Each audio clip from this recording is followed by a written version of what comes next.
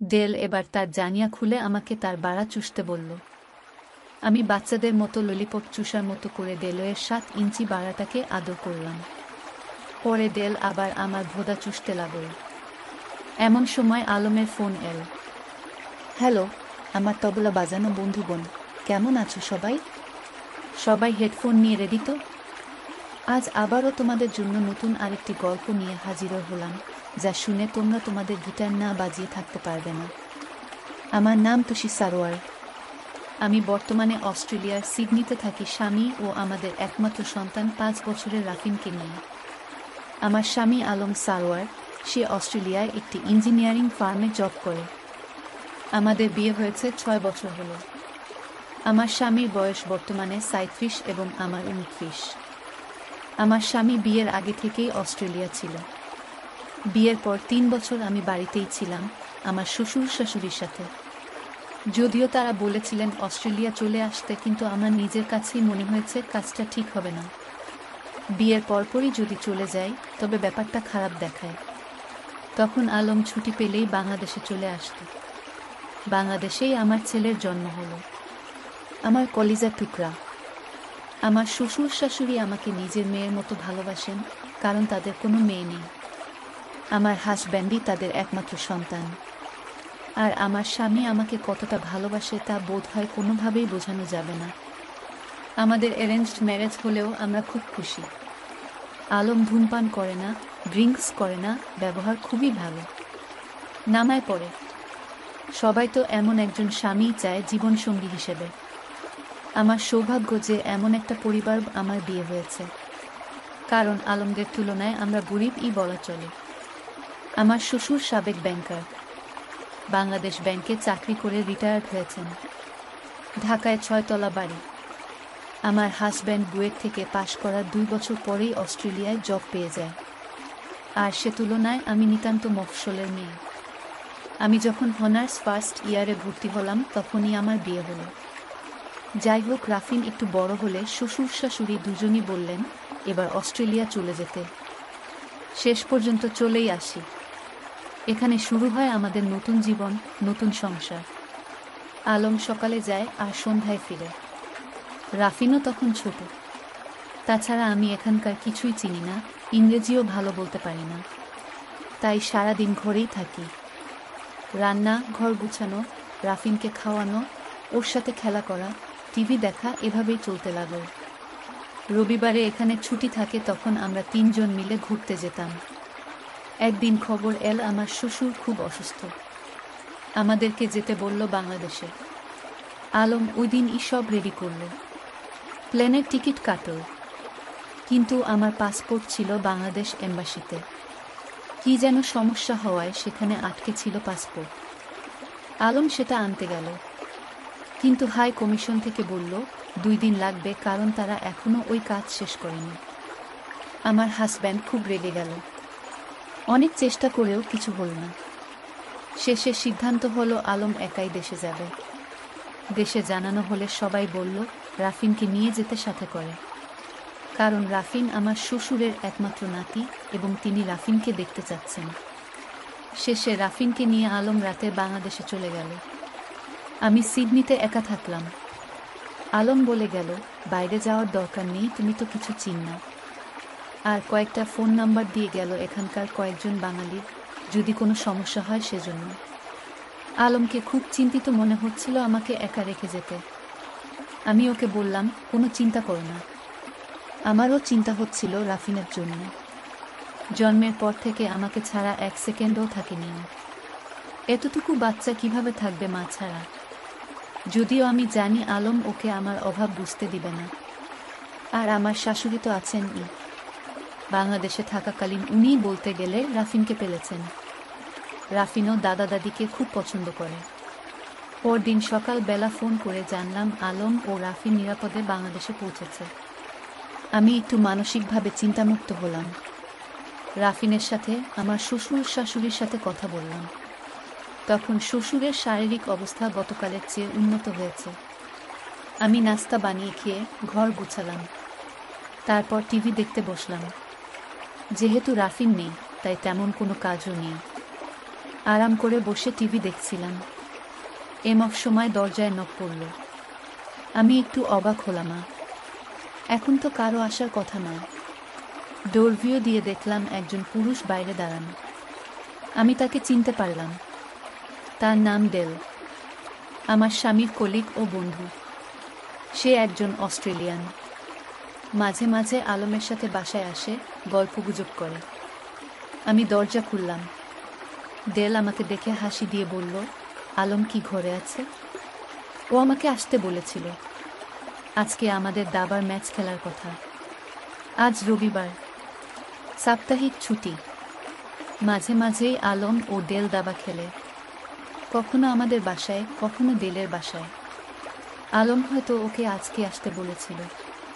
আলম যে বাংলাদেশে গেছে সেটা সে জানতো না। আমি ডেলকে ভিতরে আসতে বললাম। বাইরে থেকে চলে যেতে বললে খারাপ দেখায়, কারণ সে আমাদের পরিচিত। ডেল সোফায় বসে। আমি ডেলকে সব বললাম। সে খুব দুঃখ প্রকাশ করল। সে চলে যেতে চাইল এবং বলল কোনো প্রবলেম হলে যাতে আমি তাকে জানাই। সে আমাকে তার ফোন নাম্বার দিল। আমি তাকে জাস্ট ভদ্রতার খাতিরে বললাম, কফি খেয়ে যাও। সে রাজি হয়ে গেল। আমি একটু বিরক্ত হলাম। আমি ভেবেছিলাম সে চলে যাবে। ডেল সোফায় বসে টিভি দেখতে লাগল।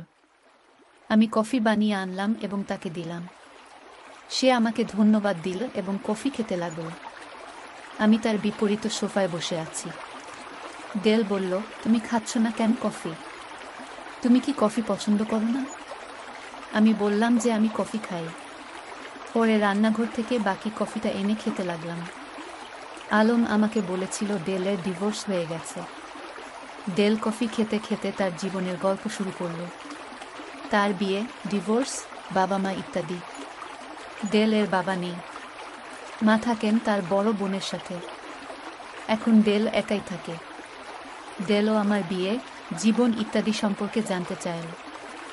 আমি বললাম, আমার ভাঙা ইংরেজি ওর বুঝতে কষ্ট হচ্ছিল, আবার আমিও ওর ইংরেজি পুরোপুরি বুঝতে পারছিলাম না। তবুও আমরা ভালোভাবেই কথা চালিয়ে গেলাম। আমি না বুঝলে ডেল আমাকে ধীরে উচ্চারণ করে বুঝিয়ে দিচ্ছিল। মাঝে মাঝে হেসে দিচ্ছিল। বুঝতে পারলাম ও খুবই মজার মানুষ এবং এজন্য এই মনে হয় আমার স্বামী ওকে বন্ধু হিসেবে পছন্দ করে। যাই হোক, প্রথমে আমার যে ভয় আর সংকোচ হচ্ছিল ডেলের সাথে কথা বলতে, তা অনেকটা কেটে গেল। ডেল আমাকে হঠাৎ বলল, তুমি কি দাবা খেলতে পার? আমি থতমত খেয়ে গেলাম। আমি দাবা একটু একটু পারতাম। আলমের এটা প্রিয় খেলা। আলমই আমাকে শিখিয়েছিল। তবে এখন তো মনে হয় ভুলেই গেছি। আমি ডেলকে বললাম একটু একটু পারি। ও বলল, তুমি কি আমার সাথে খেলবে? আমি ভাবলাম না করে দিব, কিন্তু পরে মনে হলো খেলি, সময়টা তো কাটবে। আমি দাবা বোর্ড নিয়ে আসলাম। আমরা সোফায় খেলতে বসলাম। আমি একটু দূরে বসেছিলাম। ডেল বলল, তুমি দূরে বসলে খেলবে কিভাবে? আমি তখন কাছে গেলাম। ডেল বলল, তুমি কি আমাকে অস্বস্তিকর মনে করছো? আমি আলমের বন্ধু, তাই তোমারও বন্ধু। আমাকে ভয় পাচ্ছ কেন? তুমি খেলতে না চাইলে আমি চলে যাচ্ছি। আমি বললাম, না না, এমন কিছু না। ডেল বলল, তাহলে পা তুলে ইজি হয়ে বসে খেলো। তুমি এমনভাবে বসেছ যেন আমি একটা ভ্যাম্পায়ার। আমি হেসে দিলাম, ডেলও হেসে দিল। আমি পা তুলে সোফায় আসন পেতে বসলাম ডেলের মতো করে। ডেল আমার দিকে আরও এগিয়ে বসল। ওর নিঃশ্বাসের বাতাস আমার হাতে পড়ছিল। জীবনে প্রথম আমি আলম ছাড়া অন্য কোনো পুরুষের এত কাছে বসলাম। আমার হঠাৎ অস্বস্তি লাগল। আমি ওড়না দিয়ে ভালো করে মাথা ও বুক ঢেকে নিলাম, উড়োতে কাপড় টেনে ঢেকে দিলাম। ডেল আমাকে খেলা বুঝাতে লাগল। এমন সময় আলম বাংলাদেশ থেকে ফোন করল। আমি আমার ছেলের সাথে কথা বললাম। ও খুব খুশি, বলল দাদার সাথে খেলছে, দাদু ওকে পিঠা বানিয়ে দিয়েছে। আমাদের বাড়ি থেকে আমার আব্বা আম্মা এসেছেন আমার শ্বশুরকে দেখার জন্য। তাদের সাথেও কথা বললাম। আম্মা বলল, আমরা আজকে থাকব, তুই রাফিনকে নিয়ে চিন্তা করিস না। আমি আরও নিশ্চিন্ত হলাম। দাদি ও নানির কাছে রাফিন ভালোই থাকবে। আলম বলল, আমার শ্বশুর এখন মোটামুটি সুস্থ। পরশু আলম ও রাফিন অস্ট্রেলিয়া চলে আসবে।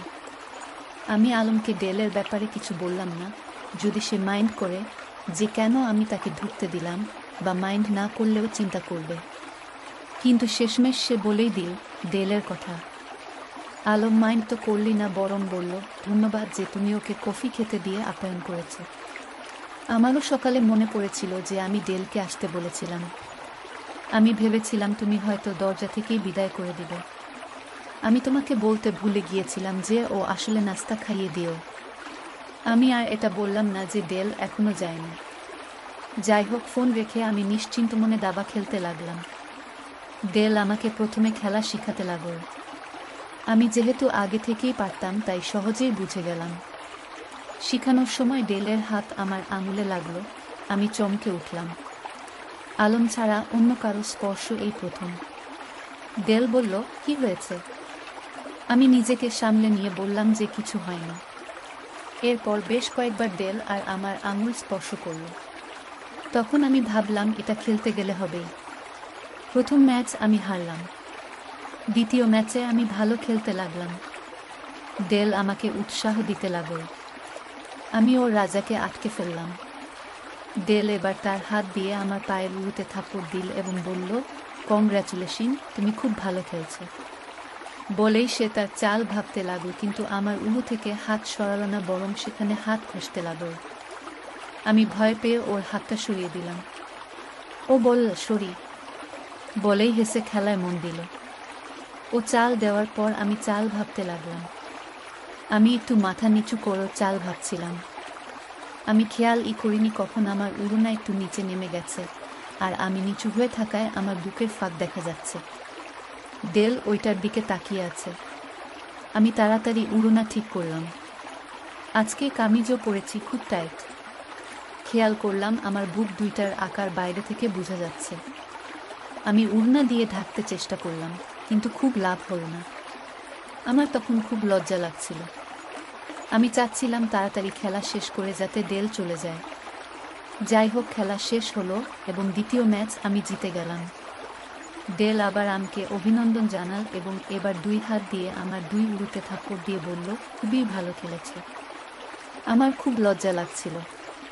একটু পর বুঝলাম ডেল হাত ঘষতে ঘষতে আমার ভোদার কাছে হাত নিয়ে গেছে। আমি হাত সরাতে চেষ্টা করলাম, কিন্তু ততক্ষণে ও দুই হাত আমার ভোদার উপর নিয়ে ঘষতে লাগল। আমি বললাম, কি করছো? ছাড় আমাকে। ডেল হাত সরিয়ে নিল। আমি উঠে চলে যেতে লাগলাম। ডেল আমার হাত ধরে বলল, তুমি খুব সুন্দর, আমি তোমাকে ভালোবাসি। আমি বললাম, তুমি কি পাগল? আমি তোমার বন্ধুর স্ত্রী। আমার স্বামী আছে, সন্তান আছে।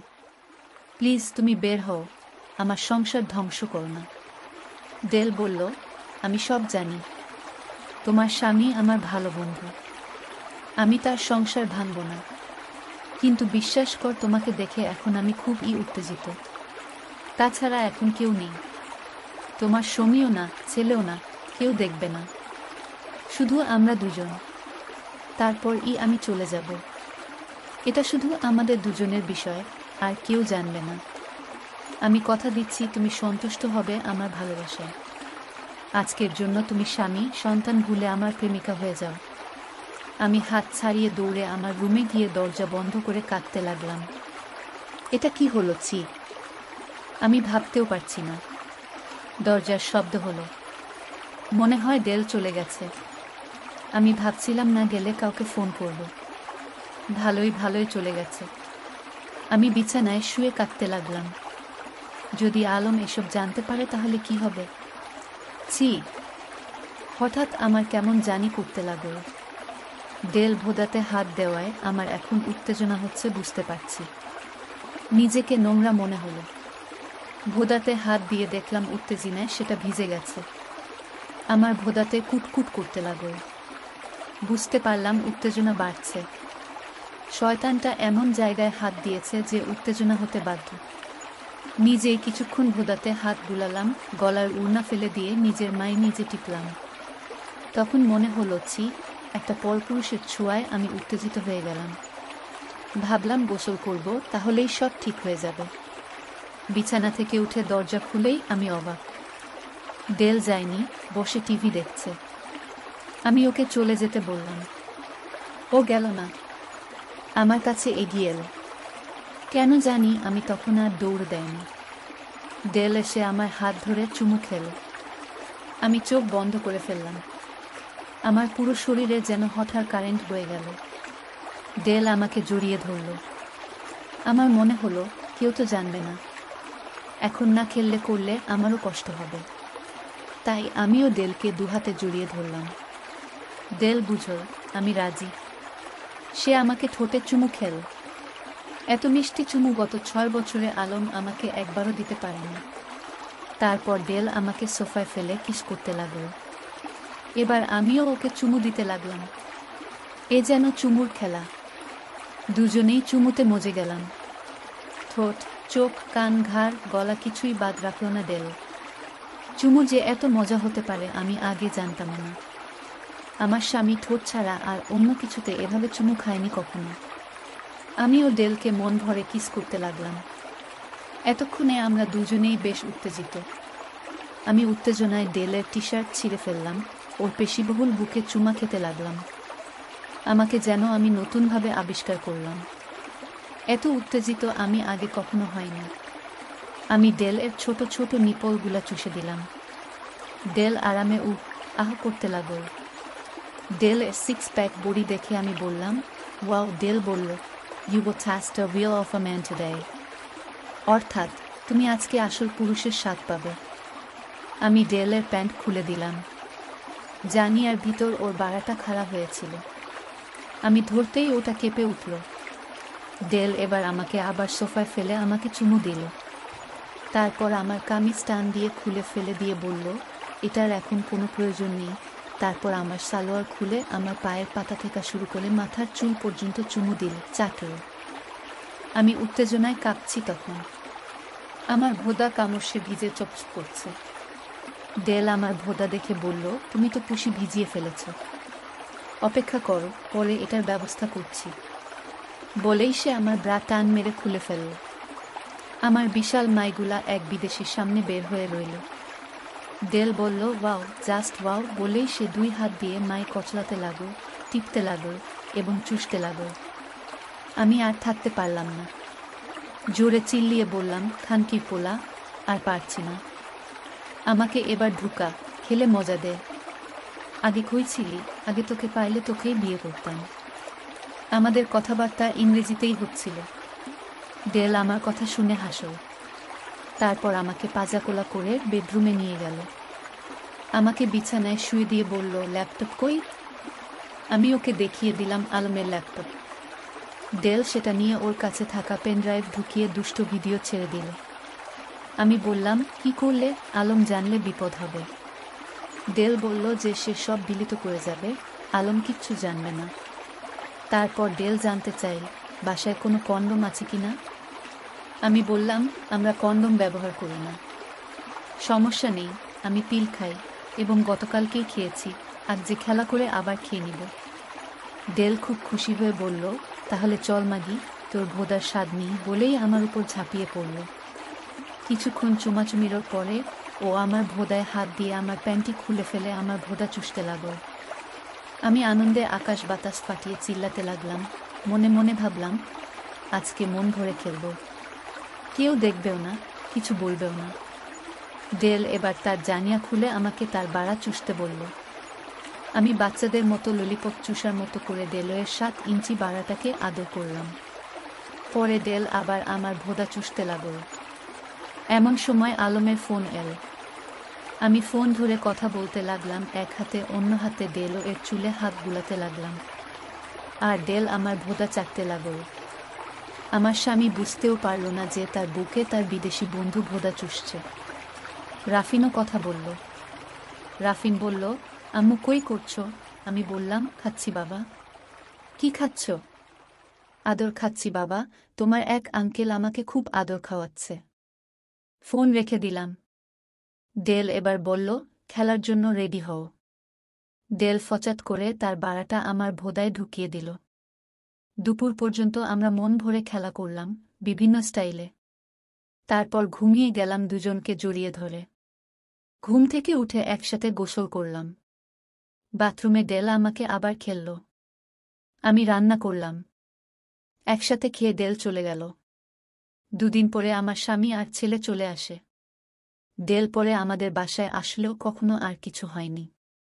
তবে আমি এখনো আমার শ্বশুরকে মনে মনে ধন্যবাদ জানাই, কারণ তিনি অসুস্থ না হলে আমার জীবনের শ্রেষ্ঠ খেলার স্বাদ পেতাম না। তো বন্ধুরা, এরকম মজাদার গল্প প্রতিদিন পেতে এখনই একটা লাইক দিয়ে আমার চ্যানেলটা সাবস্ক্রাইব করুন।